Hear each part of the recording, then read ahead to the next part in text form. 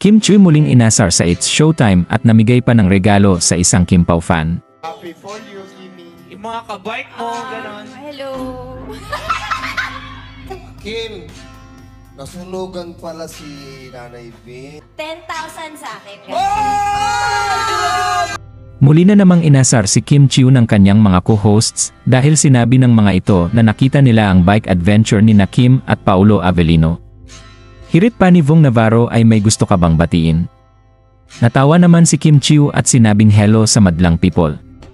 Nakita nga ng kanyang mga kasamahan ang naganap na bike ride session ni Paolo at Kim Chiu at patuloy na inaasar ang aktres patungkol dito. Kilig na kilig naman ang mukha ng aktres at sinabing normal lang iyon para sa kanilang dalawa ni Paolo Avellino na tila hindi kinakaya nagpang-aasar ng Showtime family. Samantala wala ngang katulad ang kabaitan na ipinamalas ni Kim Chiu sa It's Showtime kanina nang kanyang bigyan kaagad ng 10,000 pesos ang isang contestant dahil nasunugan ito. Ayon sa mga co-hosts ni Kim Chiu ay talaga namang binibless siya ng Panginoon dahil super generous niya at hindi nagdadalawang isip na tumulong sa mahihirap. Pag-amin naman ng contestant ay solid Kim Pao fan siya at tanging sina Paolo at Kim ang nagbibigay sa kanya ng kasiyahan. Lagi di umano niyang inaabangan ang mga shows at videos ng dalawa dahil nawawala ang kanyang stress kapag sila ang kanyang nakikita. Pati nga din ang kanyang mga anak ay super fan din ni Kim Chiu.